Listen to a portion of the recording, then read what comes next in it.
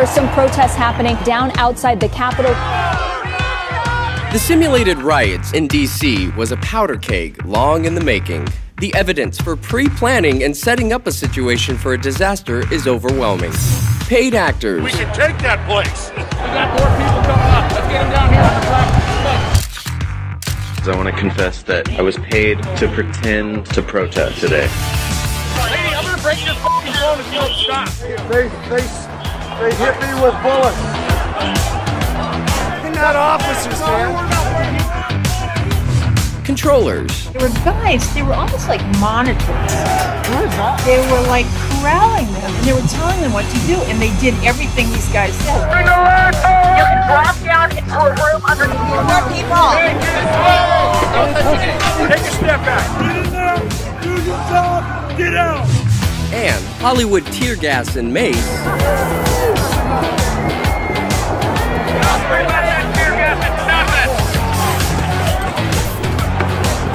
All on display for hundreds of professional photographers conveniently on scene.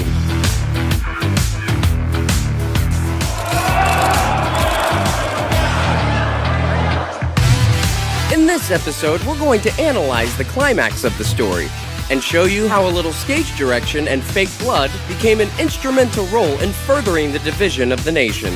And he was hiding there. She had no idea that he was even sitting there aiming a gun right at her face. It's not talk anymore. I didn't see it, but they shot a woman. They all acting, they acting. This is Everything Wrong with the Capitol Shooting, I'm convinced it was University of America's video from what I saw. You guys gonna come in the building? only on Woo's News. The Homeland Security Exercise and Evaluation Program provides a set of guiding principles for large emergency response drills. In these guidelines, we read about the various roles such as players, controllers, simulators, evaluators, actors, observers. The term participant encompasses many groups of people, not just those playing in the exercise. The head directors of large emergency drills are called exercise controllers. Their job is to keep things running according to the master plan. And here's a cover of the guidelines manual, which spells sheep. Hasip. Any professional emergency response drill or military drill makes use of fake blood in a variety of forms: blood capsules, sponges, syringes, and squibs. A simple blood squib is a pouch that is designed to break on impact. There are all kinds of squibs using various pumps and tube assemblies. Here's the HydroSim trauma bleeding simulation system. It's basically a small pack containing a fake blood supply and a pumping mechanism and some tubes. Some of them are battery operated. Now that we're equipped with the various roles, let's start the analysis. Aquí, outside the speaker's lobby. As a footnote, I am not affiliated with any gangs. And I wasn't paid to make this video, so I'm looking at this completely unbiased. We've also added a time code to Jaden X's footage, which we'll call Angle 1. And let's review the scene with minimal volume.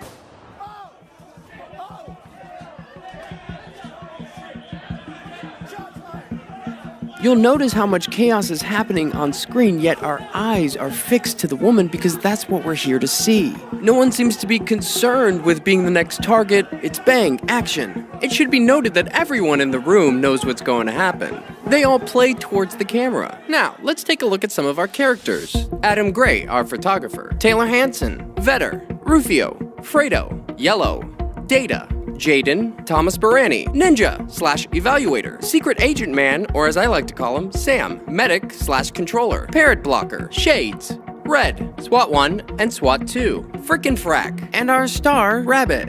We're gonna break this down together, and we're gonna analyze this with 6 different angles, and in chronological order. Let's do this. Now this is Medic coming into the room. Notice the enormous earpiece. What's that about? Now look what Red does. He kicks the door. Now we see Red either pick up something or drop something, and it looks like Medic does the same. And we know he's the Medic because of this patch or sticker. Here we can see Red has one glove on, and you can see Jaden in the distance. Now we're all kind of led into this room outside the speaker's lobby. We can see Medic has one glove on as well. There's Frick. Oh, hey there. And there's our star. They're just waiting around again. And you can see our star looking in the direction of the weapon. She seems amped up or nervous. And you can see we have Taylor Hanson on our left. Notice how Yellow hands Rufio the helmet. And notice while he does that, we can see Cop 2 and Fredo discussing. Almost like they're waiting for something. Okay, we got police coming up. Okay, we got police coming up. Now frickin' Frack come down. Rufio takes off his hat, changing his appearance. He receives the signal, and they leave. And it all feels a little rehearsed. And you can see Adam Gray push his way through. Now this is Orange in the front. You should also note that the glass is not glass, but plastic, or stage glass. And you'll notice that this barricade was set up before they entered the room. You can see Barani in red to the left of the screen. In about 30 seconds, they're gonna make their way to the front. Notice how our star keeps looking over to the left, as if she's waiting for something. As the officers leave, they're pretending to talk to each other. And you can see how easy this plastic comes out. You see how easy that is? Frack taps the back of Vetter. Jaden is the first one to give the command that there is a weapon at 34 minutes and 49 seconds. And you can hear others chanting the same thing. Notice that the gunman briefly removes his hand from the weapon, like he's communicating, replying to his earpiece. Look how long it takes him to do it. Notice this person just walking in the background. If we draw a straight line from where the weapon is to where our star is, you will see that they don't match up. The weapon is far below her neck area. And boom, right there. Now that's 15 seconds since Jaden announced there was a weapon. That's important. Now let's back it up 15 seconds. We can see this guy point to Orange. Orange gives a hand movement, and look, the Hollywood glass just falls right out. SWAT 1 goes to Sam. Now why would Blue ever be in on this conversation? Blue makes his way past Yellow, where he grabs him, and you can see Barani making a hand movement. And he touches Red on the back, and Barani signals her to get into place. And she goes through, and she's ready to fall. And they all scatter. Notice this guy in the background. No one looks in the direction of the gunman. Yellow gets into place. Now that's Rufio. Right when she goes up, he turns his back. It doesn't make sense that Rufio's corralled all these people into breaking down the doors only to step to the side and turn his back. In this angle, Rufio turns to take a peek. And he touches Red on the back. And Ninja automatically puts his hands up. Also, notice when she falls back, her backpack looks fairly plump. A perfect breakaway for a fall. And you'll see Yellow breaks her fall, boom, with his foot. And here you can see the plastic glass. Red gets out of the way. And interestingly enough, Ronnie moves down just to touch her right backpack area. Just for a brief moment. While Sam comes down, he moves her, 9 inches to his left. He's about to reach under her right shoulder. At the same time he does it, SWAT 1 briefly squeezes her right hand, or he's putting something in there. When Sam picks her up, she puts her hands in front of her face. It almost appears that she opens her eyes right there, and she just puts her hands down. Boom, she's set down, then her elbows go down as Data and Orange move into place. Now Sam's gonna make a big hand movement. His left hand is still under her right shoulder, trying to give her a back massage and shit. Who writes this? And look how she's laying. She's still got her right leg up. It's only been 11 seconds since the weapon went off. And here you can see her curl the side of her mouth up, while a drop of blood runs out from under her nose, which takes less than 16 frames. Here it is in real time. No blood. And there it is. And she has her hands like she's about to give a shadow puppet performance. It's just an interesting face to make. No suffering. It's like, boom, instant death. She's basically using that backpack as a pillow. All the while, look to Sam's right. There's Ninja. And Ninja's been there all along. And he comes down with him. And it almost looks like she has a smile on her face. It's almost like a Mona Lisa. And she's holding her right hand clenched like she has something in there. Now you have SWAT 1 coming in, playing a scene blocker. And notice how Rufio is just clamoring over SWAT 3, because there's quite a bit of photographers in that room. Now look, frickin' Frack. He grabs him in the back, and he puts his hands up. See how he just grabs him and he puts his hands up? They were friends earlier, remember? And look at Barani. Okay guys, I'm just gonna pull out my phone. And notice how he looks at his hand. He's gonna do that a couple times. And there's a reason for that. So now SWAT 1's making his hand movements, you know, the big pointing. And now he's gonna put up his weapon. And he does this little dance with his knees. Okay, thank you. Thumbs up. Like he's pretending to talk to someone. And he's like, thumbs up. And now Data moves in. He clumsily takes his book bag off. Now here it gets really strange. With the exception of her nose, at this time code we see there's no blood on her. 3517. We're gonna see her pop in right there. Nothing. 3521. But wait, boom. 3525. 4 frames. That's 4 seconds. And now it looks like she's devoured some small woodland creature. Don't you love how blood defies gravity? But how is that possible? Let's back it up 4 seconds. Now watch. notice how Sam moves his left hand from her right backpack area, and he goes to grab her hand, like she's doing a peace sign, with her hand, dips it in. Look at that movement. Now you can see him move his hand across her face. But look, she moves her wrist into his hand first. It kind of looks like she's smearing blood on her face, or putting something in her mouth, but you can see the movement. And he swats her hand down. Then he forcefully turns her head to the right. It's hard to see if those are her fingers or if she's holding on to something. Now Sam gets up and all he's doing is just pointing. Look, well, I guess my work here is done. They're both pointing at the same time because it makes for good pictures. You've got the drama, you've got the pointing, and now this blood is just gushing out of her mouth. Don't make no sense. Do you hear that? Y'all murdered this person? It's only been 21 seconds since the weapon went off. Just grabbing him like, what are we gonna do? And notice he has a full beard. Do people in these positions normally have full beards? Maybe, okay. He's also double masked. Ooh, such a secret. And they just keep pointing, look. SWAT 1, SWAT 2.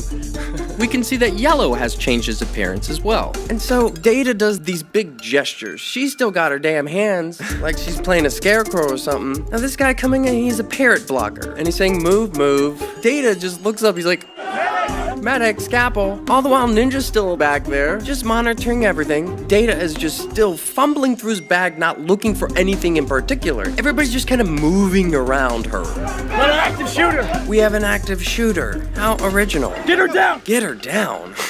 She is down, bro. God, it's so cringy. Get the light. Flashlight. So they're screaming for a flashlight. Out of all things, a flashlight. Because the flashlight will enhance the drama of the photos. And it draws the eye down towards the light.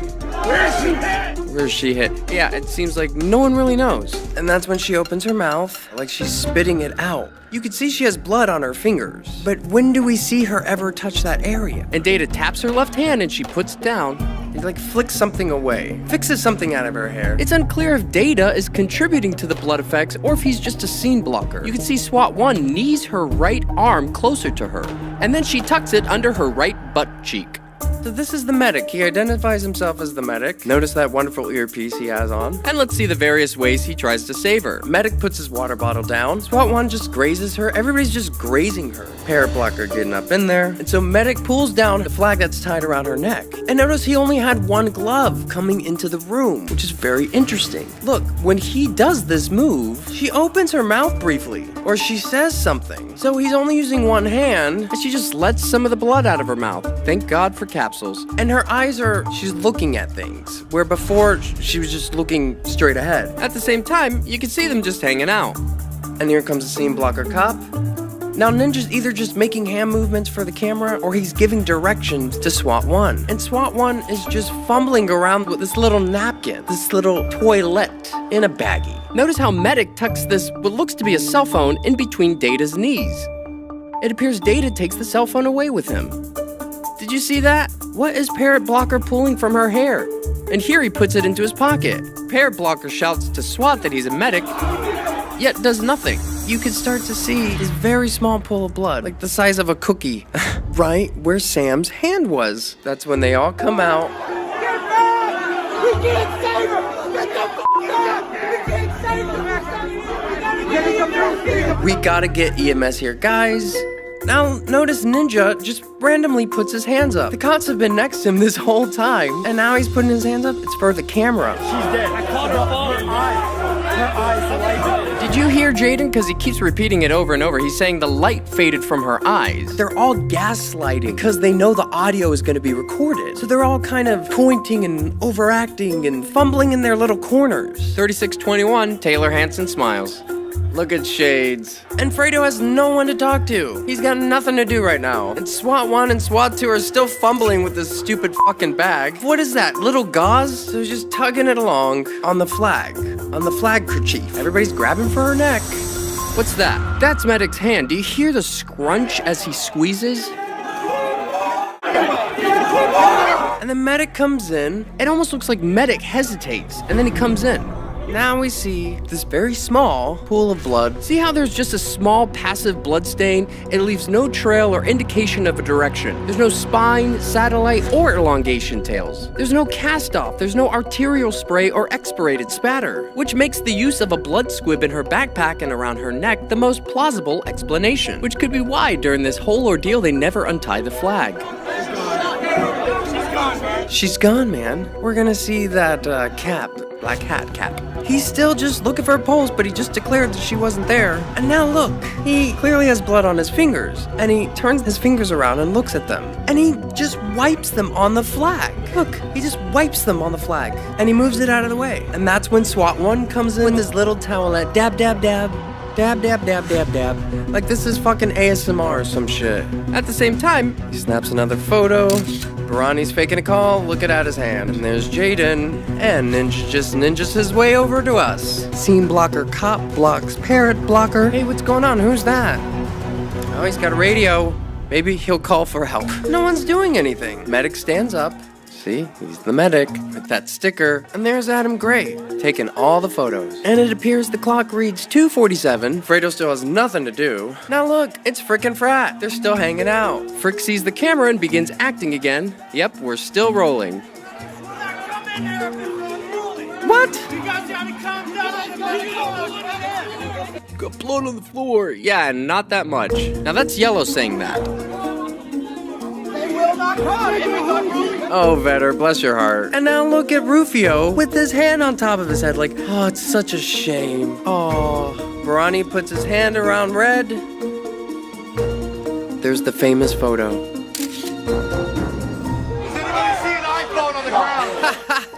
Has anyone seen an iPhone on? Nobody's doing anything. Everybody's just hanging out. Angry lady number 1, she's just there to scream at them. Now notice they're still taking photos of her in the background, yet no one has done anything. She's dead, she's dead. Hanson in the background, he's got his footage. This is, oh no, we'll see him later. Barani motions to medic, and now Fredo motions for Bike Cop 1. Look, more pointing, more big hand movements. Do you see any blood on Sam right now? He put gloves on, and he's got little paper towels, or something. Maybe it's a script. They're still just getting all the pictures. Shades is making his big hand movements. Oh, he's grabbing Barani, but notice Barani puts his hand on his back, or he grabs him, and he lets go. Big hand movements. It's Jazz Fingers. And there goes Adam Gray. What's up, bro? Who later gets fake arrested. And then Red is pushed out with Data. See, they've already made one. And look how uniform they are. Looks like they made it just in time, even though they don't go out that way. And there she goes, with her book bag and flag still wrapped around her. Luckily, they don't have that far to go, just right out that door. Is that normal? Is that normal protocol? You would think if it was as easy as for everybody else to get into the Capitol, it would be for paramedics. Now we see Sam on the other side of the door, and we see he's littered his latex gloves on the Capitol floor next to the blood. No one would ever do that, unless it was to add drama to the photos. So that's our pool of blood. That sad, pathetic pool of blood. This is classic. Oh, you just stepped in the crime scene.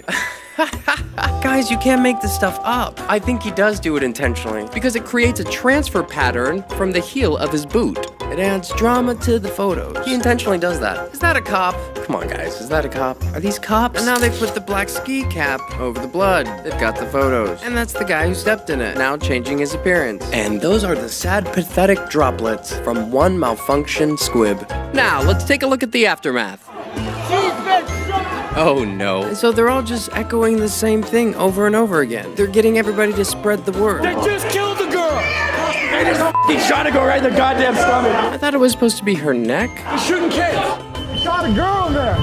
They shot a girl. This is like the cringe hour. They shot a girl. But listen to what this lady says. See it, but they shot a woman They in all there. acting. They just acting. hit. That's amazing. It completely validates everything we're doing here. And notice coming down the stairs like a damn 80s movie, Thomas Barani. With his hand up, he's about to stop on the stairs and just start screaming. Shot her and killed her. And then no one's gonna pay attention. Wow. And now he caught somebody's attention. Shot her with a gun through the neck. She fell back into my hand. Bro, why are you lying? Oh, don't you mean your hand fell back into her book bag? Man, this guy's such a creep. It's not talk anymore!